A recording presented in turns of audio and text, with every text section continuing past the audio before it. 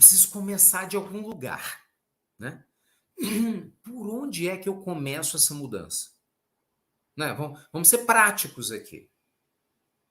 Concorda? Vamos ser objetivos aqui. Por onde é que eu começo essa mudança? Primeira coisa, volte a sonhar. Volte a sonhar de maneira certa. Como assim, Ricardo? Gente, um dos principais problemas que as pessoas enfrentam na vida é que elas pararam de sonhar da maneira certa. Qual é a diferença? Quando você sonha da maneira certa, você vislumbra um planejamento para alcançar o que você quer. Quando você sonha da maneira errada, você só quer alguma coisa, mas não tem planejamento nenhum. Então vamos lá.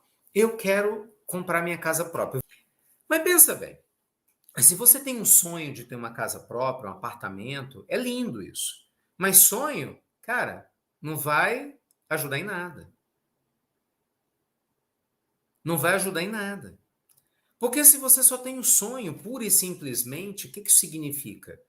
Significa que se você só tem um sonho, você não tem um planejamento de economia, você não vai ter um planejamento de quando vai comprar, você não tem um planejamento da forma como você vai fazer, talvez não tenha nem do imóvel que você quer. É diferente quando você sonha da maneira certa, você tem um plano de ação. Então vamos lá, o que é sonhar da maneira certa, que é o que eu estou te dando a dica? É fundamental que você tenha as suas metas muito claras, porque clareza é poder, anota isso aí. Quem é meu aluno sabe, eu falo isso há anos, clareza é poder. Quando você sabe para onde você vai, é mais fácil chegar lá. É fundamental você ter essa consciência dessa clareza. E se você não tiver essa consciência, você não sai do lugar. Então, nós temos que sonhar de maneira clara. Ah, eu quero emagrecer 5 quilos.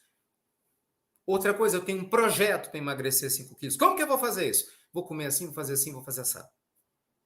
Entendeu? Ah, eu quero mudar de cidade. Como que você vai fazer isso? Não. Primeiro passo, eu estou fazendo isso, estou fazendo aquilo, vou conversar com fulano. No mês de junho eu já vou fazer uma mudança. Você tem um plano. A minha questão com vocês é que a maioria não tem um plano. Muitos aqui querem um carro, mas não tem um planejamento para comprar o carro. Quer estudar na universidade, mas não tem um planejamento para chegar lá. Muitos de vocês querem uma renda passiva de 10 mil reais. Por exemplo, quem aqui quer uma renda passiva de 10 mil reais? Para quem não sabe, renda passiva é você receber renda. Né? Pode ser de aluguel, de dividendo, de ações, participações de empresa. Quem gostaria de receber uma renda passiva de 10 mil reais? Fala, pô, Ricardo, é óbvio que eu, né? Todo mundo. Pois é, mais ou menos, não é óbvio não, né? Vamos combinar. Né? Teu desejo de receber 10 mil é fácil. Você saber o que tem que ser feito para construir os seus 10 mil é outra coisa. Você fazer o que tem que ser feito, piorou.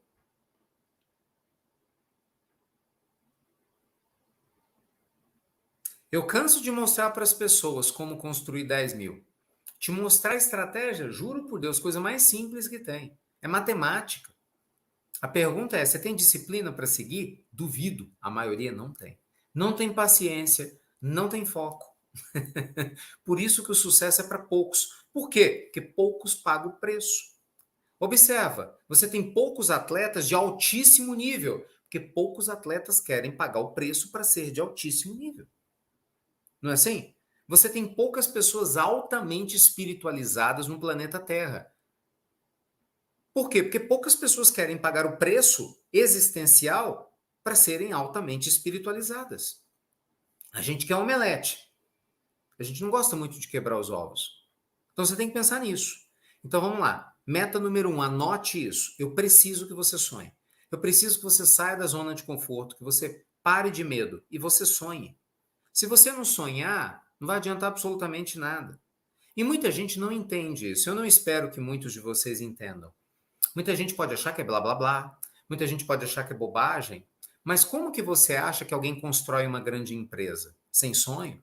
Você acha que o Bill Gates Quando o Bill Gates, gente, ele começou a construir a Microsoft na década de 60, ele largou a universidade no segundo período para entrar dentro da garagem do pai dele, junto com um amigo dele, bem mais velho do que ele, porque ele tinha um sonho, na época, de criar sistemas operacionais para uma coisa que nem existia direito, que era o computador. Ele viu uma oportunidade nos computadores da IBM, que na época era uma coisa gigantesca, de colocar o software dele lá.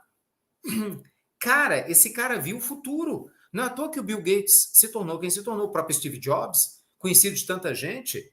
Ele reinventou a estrutura, sabe, da Apple, considerado um dos maiores gênios, né, da história recente. Por quê? Porque sonhava. Vocês estão vendo o Elon Musk agora, querendo botar o homem para a Lua. Você vê quantas pessoas agora, os carros elétricos estão chegando. Gente, eu sou da época, e você deve ser também, em que quando você falava de carro elétrico, parecia uma coisa do outro mundo, não é assim? Hoje, cada vez mais, isso é real. É uma realidade. Então, cuidado.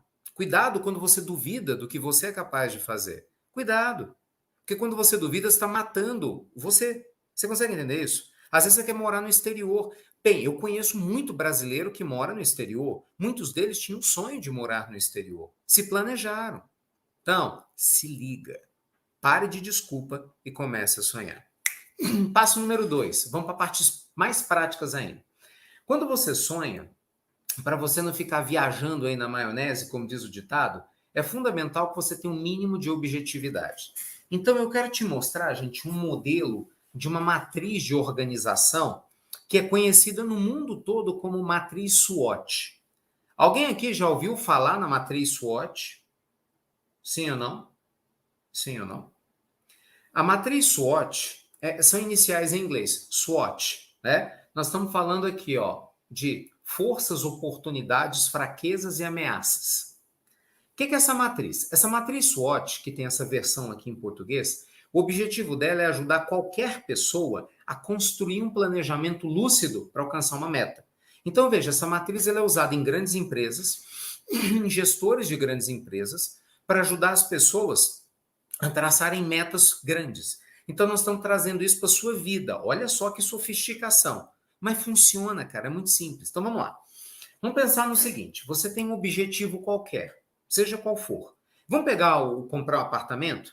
Eu vou ficar nele aqui, eu gostei dele e tal, mas pode ser qualquer um.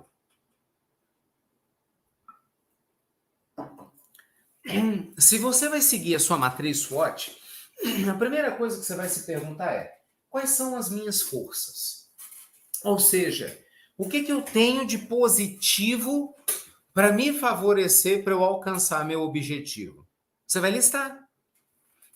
O que eu tenho de positivo para favorecer para alcançar o meu objetivo? Eu tenho uma economia de 20 mil no banco. Eu tenho um financiamento, a linha de crédito em tal lugar. Meu pai e minha mãe, sei lá, pode me emprestar uma grana. Eu tenho de positivo um corretor amigo meu que está procurando esse imóvel para mim, tá encontrando a Bacia das Almas aí. Sabe? Eu vou comprar no leilão. Aprendi a comprar no leilão. Enfim, você começa a mapear tudo que você tem de positivo. Por que isso é importante? Porque muitas pessoas focam tanto no negativo que elas ignoram pontos favoráveis. Então, primeiro ponto, você precisa saber o que você tem de favorável. Aí, você vai para as fraquezas, que você sai aqui, das forças e vai para as fraquezas. A pergunta agora é: e o que eu tenho de negativo? O que eu tenho de negativo? O que não está rolando bem para mim? O que não está funcionando direito para mim? Por que isso é fundamental? Você tem que listar. A maioria das pessoas não lista. E como a maioria das pessoas não lista o que é negativo, porque às vezes, ao contrário, a pessoa só foca naquilo que é positivo, ela só pensa na meta alcançada, ela só pensa naquilo que ela quer alcançar. Resumo da história, o que acontece com ela? Ela acaba tropeçando nos pontos fracos. Então, fraquezas. Galera do Insta, eu estou mostrando no YouTube, tá? No YouTube vocês veem todos os slides, mas é isso aqui, eu estou mostrando isso aqui, tá bom? Fraquezas. Você tem que enumerar quais são as suas fraquezas. Aí, você vai para esse quadrante das oportunidades. Você vai escrever quais são as oportunidades que eu tenho para que eu possa comprar o imóvel que eu quero. Você vai começar a identificar as oportunidades. Pô, eu posso comprar no leilão da Caixa. Eu posso procurar caso de inventário, que as pessoas estão precisando vender algum imóvel mais rapidamente para ver se eu compro mais barato. Você vai identificar oportunidade. Você está entendendo? Você vai criar uma organização. E aí, na sequência, você vem aqui para baixo e se pergunta quais são as ameaças que eu tenho que podem impedir o que eu quero. Sei lá, taxa de juros. O governo está subindo a taxa de juros. Se subir demais, eu não vou aguentar pagar o financiamento. Então, você vai ter que ser mais rápido. Um ponto, uma ameaça. Ameaça, pô, aquele apartamento que eu estou querendo muito, cara, lá tem um monte de gente querendo. Eu me decido logo, eu corro o risco de perder. Sabe, qual que é a ameaça? Pô, a ameaça é que, de repente, meus pais, no final das contas, podem não dar o empréstimo que eles disseram que ia falar. Então, assim, qual que é a ideia?